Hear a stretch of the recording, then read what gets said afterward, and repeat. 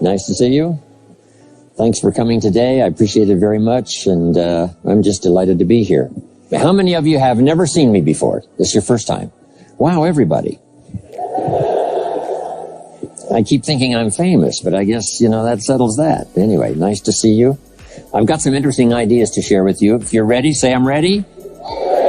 And if you'll take some good notes, I got some lists for you to make that you can take home with you and ponder at later times. Some of the things I want to share with you. I was raised in Southwest Idaho. My parents gave me an incredibly excellent start in my life, which I appreciated very much. But I quit school at age 19, unfortunately. My reasoning was, I'm smart enough to get a job. How much smarter do you need to be? And with that shallow thinking, I quit school, age 19, and got a job, went to work. A little while later, got married, started a little family, and I'm struggling and, trying to do my best. But it seems like each year I'm falling just a little bit further behind. Finally, age 25. The climax of my sort of, weariness with where I was, not doing as well as I thought I should. I hear a knock on my door, and I happen to be home alone. When I opened the door, there was a little Girl Scout about this tall selling Girl Scout cookies. And she gave me the finest sales presentation I've ever heard. Girl Scouts around the world, no better organization. And we've got these cookies, only $2, several flavors. And with a big smile, she very politely asked me to buy. No problem. I wanted to buy. Big problem. I haven't got $2 in my pocket. Now, I'm a grown man. I live in America. I've been to 1 year of college. I'm married. I've got a family. And I don't have $2 in my pocket. And I didn't want to tell her that. So I did what I thought was next best. I lied to her. I said, hey, look, I've already bought lots of Girl Scout cookies. I've still got plenty in the house that we haven't eaten yet. And she said, oh, that's wonderful. Thank you very much. And she leaves. When she leaves, I say to myself, I don't want to live like this anymore. I mean, how low can you get lying to a Girl Scout? I mean, that's about as low as you can go. But I promised myself that day I was going to start my search of finding opportunity, finding somebody who could teach me and coach me on doing much better for myself and for my family and for my future. And shortly after that, I met a most extraordinary man, very wealthy, but a friend of mine said, you got to meet this man. He's rich, but he's easy to talk to. He's got a unique philosophy of business and life. And the more he told me about this man, the more I said, I've got to meet this guy. And shortly after that, I had a chance to meet him. Sure enough, when I met him, I was impressed. Obviously, he was rich, but he was friendly and easy to talk to. And I said to myself, if I could just get around someone like him, and if he would coach me, I would be willing to learn anything. I'd love to be like him. Well, my good fortune was he invited me to join his company, and over the next 5 years, my dream came true. He coached me and taught me how to turn my life from pennies to fortune. And he's not alive anymore, but I'd like to pay tribute to him one more time, Mr. Earl Schoaf, for the dramatic impact he had on my life, especially during that 5-year period. And so my whole life turned around. I made my fortune by the time I was 32, starting at age 25. And some of the ideas that I want to share with you today came from that 5-year experience. Then from there, I got into lecturing and giving seminars, and I've written a few books. And my career now spans about 41 years. But I'll never forget the impact this gentleman had on my life with a few simple concepts that totally changed my life, changed my future, and changed everything. Jim Rohn's view of the 21st century. Here's number 1, unprecedented opportunity. We not only have begun a new century, century 21, it's a new millennium. A millennium is a 1,000-year period. We've had 6 so far. This is the beginning of the 7th millennium, and some scholars tell us that this could very well be an extraordinary time for the human race, this 7th millennium. And there's probably a lot of good reason that that is probably true. Unprecedented opportunity. We've now got the technology. We pick up a telephone now and talk to somebody on the other side of the world. Transportation now is so easy. I get on an airplane in Los Angeles, and 13 hours later, I'm in Tokyo.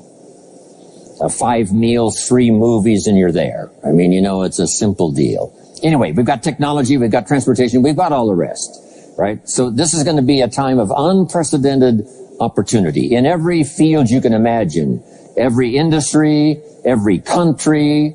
It's going to be the greatest period of opportunity time in the history of the human race, the 21st century, especially these opening years of the 21st century. So that's number one, unprecedented opportunity. Now here's the second note to take. Now also keen competition, because we now play the world game. And it's not just competition across the street and company to company and, you know, division to division and, you know, company to company. Now it's worldwide competition. A job now becomes available. Does it go to someone in Minnesota or someone in India? Worldwide competition. So now you've got to be ready to cash in on the opportunity, but you've also got to be ready for the competition. So I've got some interesting ideas on how to be prepared for both opportunity and competition in these opening years of the 21st century. Here's some of my best advice. Number one, you've got to have more than one skill. It's okay to have one skill, but I'm telling you, if you want economic safety for the future, especially this century, my personal opinion, you need more than one skill. We've seen people, right, the last 15, 20 years that only had one skill, worked for this company for a long time. The division the guy worked for got chopped, eliminated. Now he loses his job. Now he tells us he's in economic distress. Why would that be? Simple answer. He only had one skill. So for economic safety for the future, my personal advice, you gotta have more than one skill. In fact, it led me to my first fortune, and that was learning more than one skill. I started learning these extra skills in Idaho, where I grew up. I knew how to milk cows, but it didn't pay very well. Then someone gave me this incredible advice. If you want to lay the foundation for a future fortune, you've got to learn more than one skill. And I started that process age 25. Here's the first one, and I started part-time, a little sales job that I got. A product that I believed in, learned how to present it well enough for somebody to say yes, gave excellent service so that that would lead to multiple sales, and this little extra part-time job in sales absolutely started multiplying my income. From milking cows, now I've got this ability now to start getting customers, keep them serviced, and make some money in this extra skill. So now I've got 2 skills, milking cows and finding customers. Here's the next skill I learned, just to give you a quick list. Next was finding good people. If you've got a little enterprise going and you need some people, you have to just go look for them. And when I learned this skill, finding good people for my little enterprise, I couldn't believe how it drastically changed my income. My income now starts to multiply, not just increase. So now I've got what? 3 skills: milking cows, getting customers, finding good people. I'm on my way. Here's the next one that paid me big money, in case you're interested. And that's organizing. Organizing simply means getting people to work together. Big challenge, but if you learn this skill, getting people to work together, they pay extraordinary money. Here's the next one that really increased my income substantially, and that's promotion and recognition. Rewarding people for small steps of progress. I mastered this one. And here's the philosophy behind it. Be so busy giving other people recognition you really don't need it for yourself. I mastered this.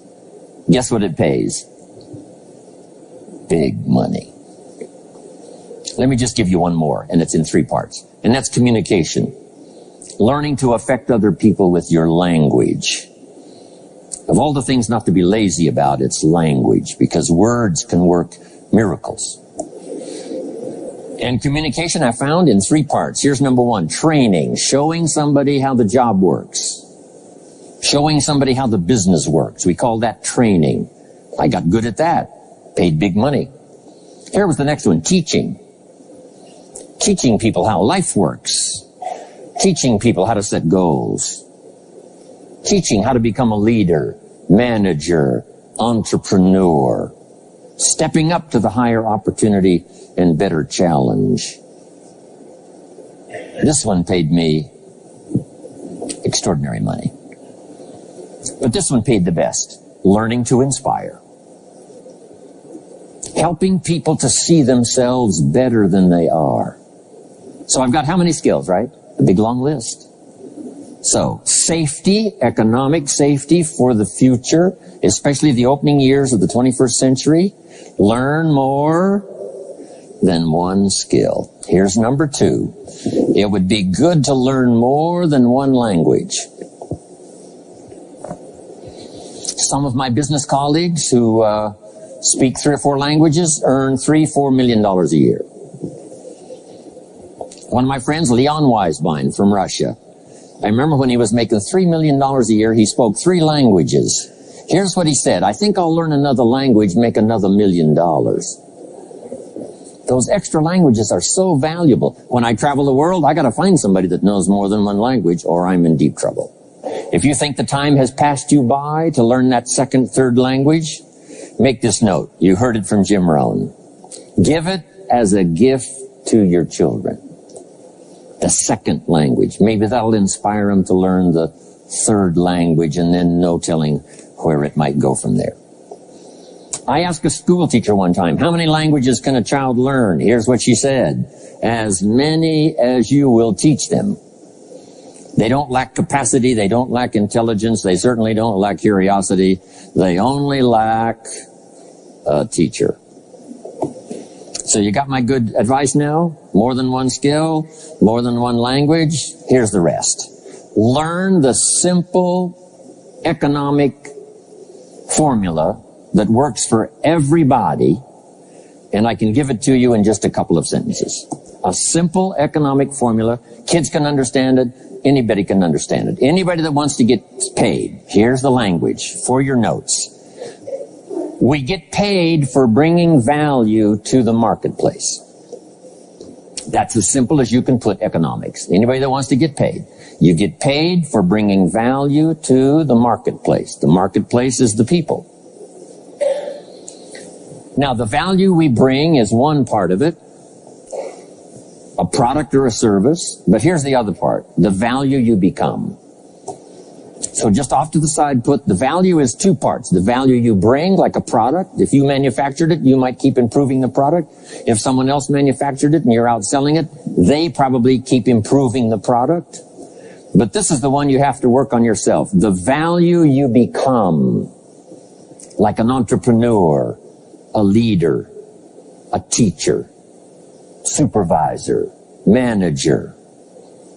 What you become also pays much more than what you bring. Once I understood that, then here's what my mentor said. Go to work on yourself harder than you work on your job. If you work hard on your job, you can make a living. Then he said, if you work hard on yourself, you could make a fortune.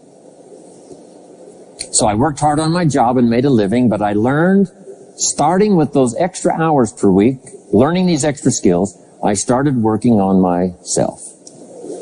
And here's a philosophical phrase everybody should take home. Here it is. Success is something you attract by becoming an attractive person. Success is not something you pursue. It's what you attract by becoming attractive. By becoming attractive to the marketplace. What would do that? Multiple skills, multiple languages, and then some of the things I'm going to talk about the rest of the seminar. So, now what else would help you to be attractive to the marketplace besides more than one skill and more than one languages? I've divided it into five simple, basic fundamentals of ideas to ponder and think about that will increase your value to the marketplace. Could perhaps, like it did for me, multiply your income by 2, and then multiply it by 3, and then multiply your income by 4, and then by 5. And once you get there, it's not that difficult to multiply it by 10, because all you have to do is make sure you become more valuable and more valuable and more valuable. You don't have to work on the economy, because here's the first note. Each person's income is determined primarily by their philosophy, not by the economy. Once I understood that, then I said, well, I don't have to go to work on the economy. And the answer was no. You only have to go to work on yourself to make yourself more valuable. So now here's 5 things I want to share with you. And the first one is your personal philosophy. What could get you more prepared and ready for cashing in on the opportunity of the 21st century? And here's the first one, personal philosophy. Your personal philosophy is like a guidance system that helps you make decisions what to do, what not to do. From the information you get and what you learn and what you know, we decide. Maybe your philosophy would have been 5 years ago never to attend seminars like this. You just didn't go. Now 5 years later, here you are. Something happened along the way to change your mindset, saying, hey, for the money and the time, if I just get one good idea and walk away, it certainly is worth the money and the time. So now that little amendment in your philosophy, you now say, I'm going to regularly go, because it doesn't take but a few ideas to make a great difference in your income, personal life, social life, and all the rest. So now you know that's valuable. A change of mind, a change of idea. So that's what personal philosophy is all about. The more we learn, the more we know, the better we're able to make better decisions about 2 major things. Your philosophical guidance system does 2 things.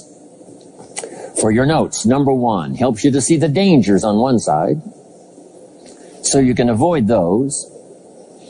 But here's what else your guidance system does. Personal philosophy helps you to see the opportunities on the other side, so that you can expand those, maximize those. And here's what that's called. The game of life is to minimize the dangers and maximize the opportunities. And the more we know and the more we learn, the more experience we gather in sessions like this, from the sermon on Sunday morning to the books we read and all the rest, helps us to keep continually adjusting our philosophical guidance system so that we minimize more dangers, maximize more opportunities. That's really the game of life. I couldn't put it much more simply. So number 1, we're affected by what we know. Now, how do we know more things and learn more things that'll help us readjust our thinking so we can avoid the dangers, maximize the opportunities? Here's number 1, learn from personal experience. One way to learn to do something right is what? First do it wrong, right? Mess up, and then you say, wow, that was costly. I'm never going to do that again. So one way to learn to do it right, first do it wrong.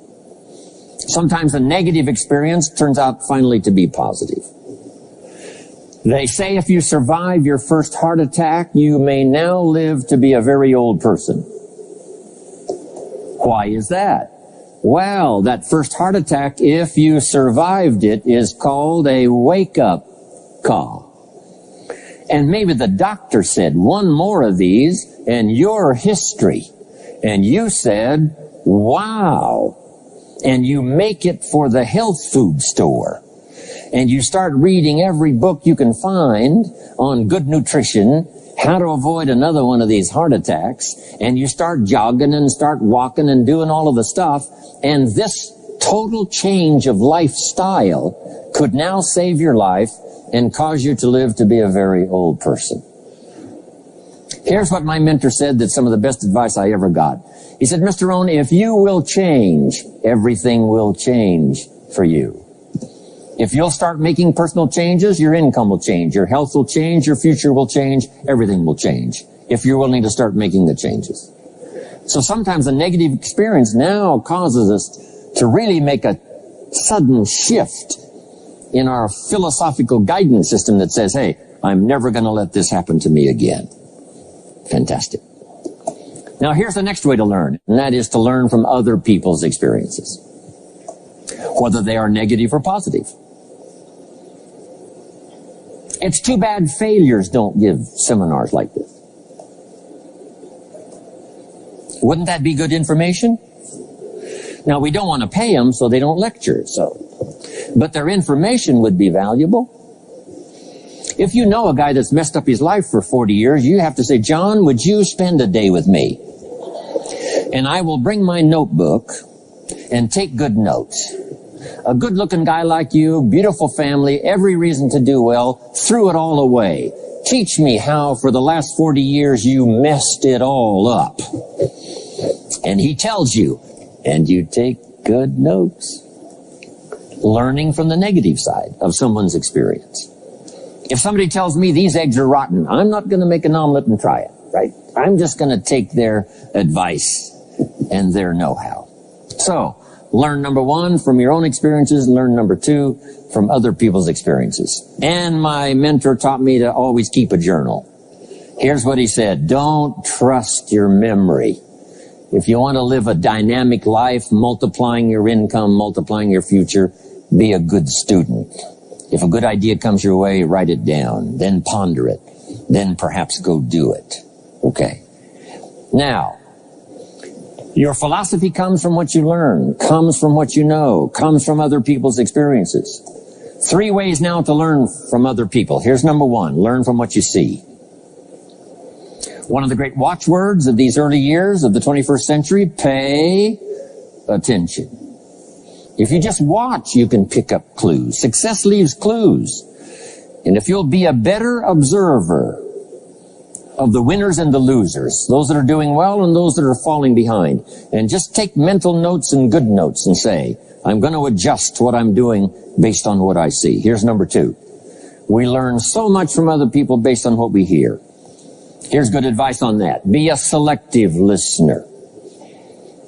Listen to voices of value that have experience, ideas, reputation, something valuable to share. Now here's number 3. Read all the books.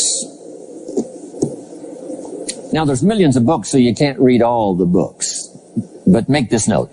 Read all the books you need to read to make you as wealthy as you want to be, as healthy as you want to be, as prosperous, as productive, as unique a human being as you want to be. Read all of those books. Don't leave those books go unread. My mentor got me started on my library when I was 25. I got one of the best. If you saw my library, you would be impressed. I haven't read everything in it, but I feel smarter just walking in it, right? My library. I was smart enough to buy it all. Now I got to be smart enough to read it all. Now jot this down. When you do read, you have to sort through what you read and decide which is valuable to try. That's part of the process of learning. Gathering information and sorting through it. 1, the information that would apply to you, and what you think would be valuable based on your current philosophical opinion. So read all the books. Our lives are greatly affected by what we learn and what we know. Now here's number 2 of these very basic 5 things I want to share with you. First, your personal philosophy. Here's number 2, your attitude. First, we're affected by what we know. When I talk to the kids in high school classes, college classes, that's the first thing I tell them. Get the information while you're here. Right? Nothing worse than being stupid when you get out of school. So get the information. Being broke is bad, but stupid is what's really bad. And what's really, really bad is being broken stupid. Nothing much worse than that, unless you're sick. Right? Sick, broken, stupid. That's about as far as you can fall unless you're ugly. Right?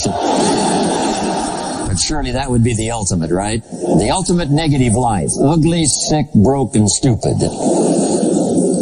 So learn all you can. We're affected by what we know. So get the information. Don't be lazy in learning. Don't be lazy in going through the books, building your library, coming to classes like this consistently. Some of them will be so dramatic, your life will never be the same. Maybe this is one of those today. Next, we're affected by how we feel. Attitude. This is the emotional part. We need the intellectual part to set sail. So as the winds blow, we can still get where we want to go. Redefine. Keep strengthening our psychological and philosophical guidance system. But now we're also affected by the emotions. That's the power. And jot these notes down as I hurry along now. 4 things to consider on attitude and how you feel. Here's number 1. It's how you feel about the past. It's important to make the past useful. Past experience, even past losses, past failures, as well as successes. To review it and go back over it, see where you went wrong, correct that, invest that now in the future. Don't live in the past, and don't carry the past around like a burden, but simply use your past as one of your mentors to help refine mistakes, make some changes that you can invest now in the future. Here's the second attitude. It's how you feel about the future. We look back for experience. But number 2, we look forward for inspiration. Now, where does the inspiration come from? Looking forward. Here it is, learning to set goals. Number 1, decide what you want. Takes more than 5 minutes. Take some time and decide what you want. Where do you want to go? What do you want to do the next 10 years, 20 years? What would you like to become? How many skills would you like to learn? What are the books you want to read? How about the people you want to meet? The cities you want to visit? Experiences you'd like to have over this next period of time?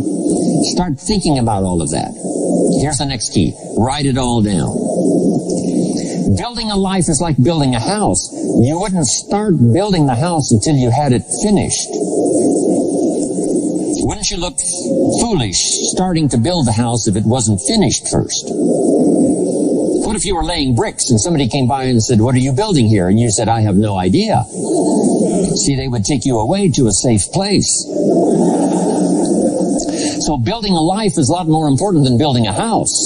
And yet people treat it so carelessly and so casually about planning and making plans for what they want their life to work out to be. So I'm asking you not to be casual anymore. Start designing the future for yourself, for your family, for your business, for your future. Okay, decide what you want. Okay, so from the past we get experience, from the future we get excitement, inspiration by setting goals.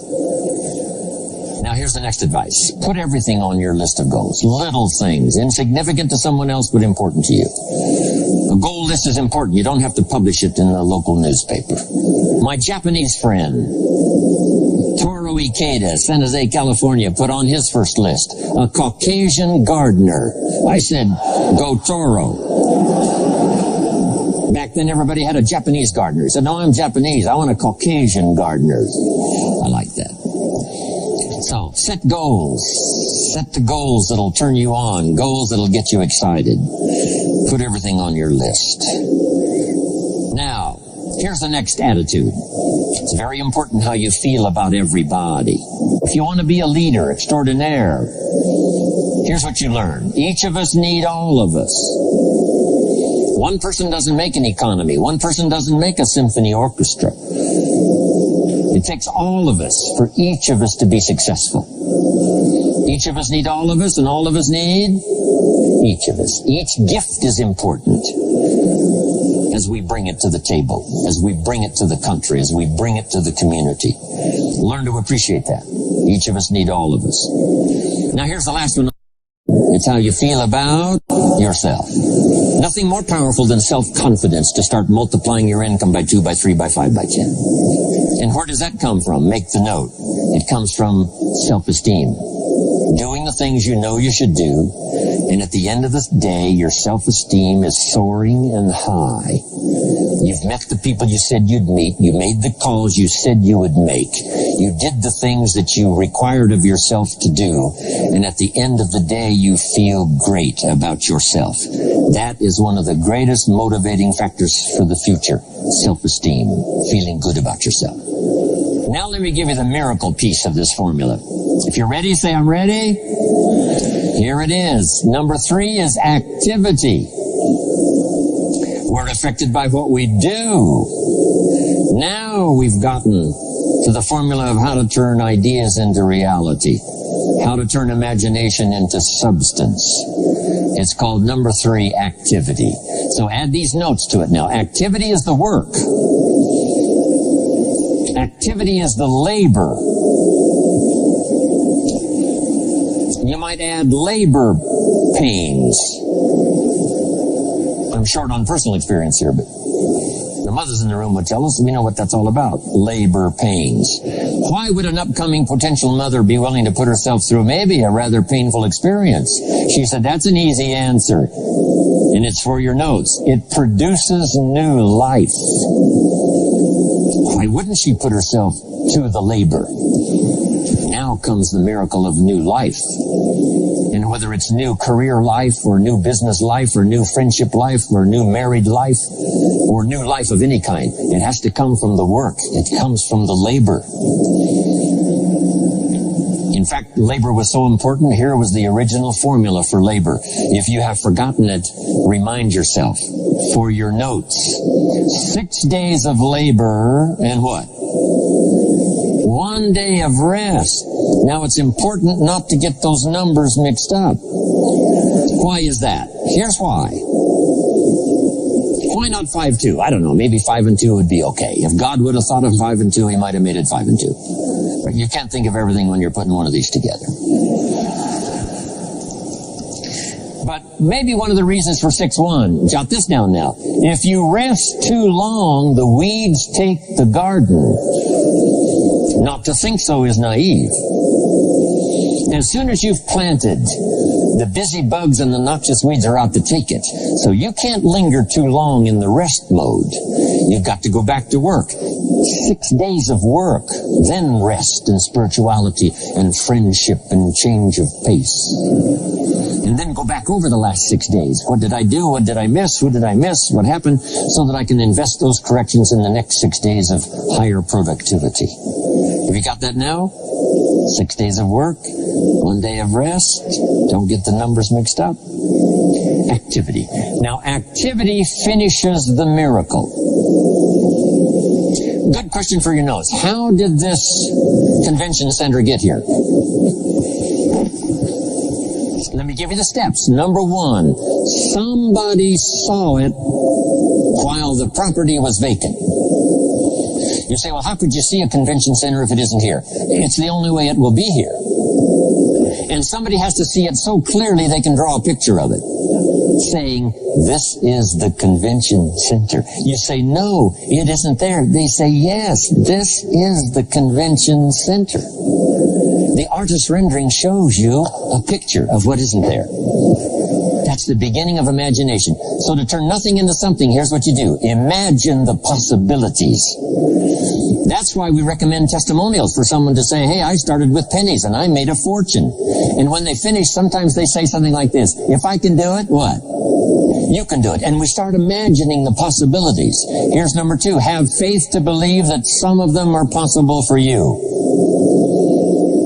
And both imagination and faith are powerful forces. But we still don't have a hotel. We still don't have a house. Even though those are powerful forces, it is the beginning. Now, imagination and faith must be deposited in activity or it is wasted. But the finishing touch of the miracle process is now, go to work. Go to work and build a better career. Go to work and build good health. You can't have good health without the work. When did we start hearing that phrase? No pain, what? No gain. You've got to do the work. You can read all the books until you're wise. You can have faith and believe until it is extraordinary. But now you must go to work. And if you'll learn to appreciate the work that produces the miracle of good health, the miracle of a career, the miracle of a relationship, the miracle of a fortune, only humans now can do this. The birds of the field can't do it. No other life form can imagine and create something from nothing. Have faith and then build it and make it real. Only humans. It's an extraordinary gift. Depends on how often you use it. So number one, the ideas I wanted to share with you to make this an extraordinary opening year century for you is philosophy. We're affected by what we know. Second is attitude. We're affected by how we feel. Third is activity. We're affected by what we do. Now here's the final two pieces. Number 4, learn to measure progress. Once you've set up a project now, you want to turn nothing into something. Now you must measure your progress. How are you doing? Here's how we teach it to our children. Life expects us to make measurable progress in reasonable time. Measurable progress in reasonable time. That is the game of life. So part of it is not just to set up the proposed project, but as we start working on it, we start measuring how we're doing. Now first, what is reasonable time? You can't ask someone every 5 minutes, how are you doing now? See, that's too soon. Guy says, I haven't left the building yet. Give me a break. Now, we can't wait 5 years. That's too long. So there's reasonable time. So make this note now. What is reasonable time? 1, at the end of the day. A conversation a father should have with his daughter today because the magic is there. If he waits till tomorrow, the magic may be gone today. Next is a week. Make that note. Usually, we get paid by the week. Somebody adds up our value to the marketplace, out comes the check. The next week, somebody adds up our value to the marketplace, out comes the check. What I learned to do is to change my value to the marketplace so the check kept getting bigger and bigger and bigger. I didn't have to change the economy, I only had to change myself. Measure your own progress. Success is a numbers game. We demanded of our children, how many years do you want your child to spend in 4th grade? Approximately. About 1 year, right? You say, well, if they're nice kids, would you give them 3 or 4 years? You say, no. This is not a nice game. This is getting ready for the future. This is getting ready for the challenges and the opportunities. You can't linger in 1 grade more than 1 year. Now make this note. The same should go for us as adults. Don't linger more than 1 year in 1 grade of learning. Adult, management, entrepreneurship, leaderships of all kind. Keep up the pace of learning. The numbers. Measure. Count. Now here's the key. Face the truth.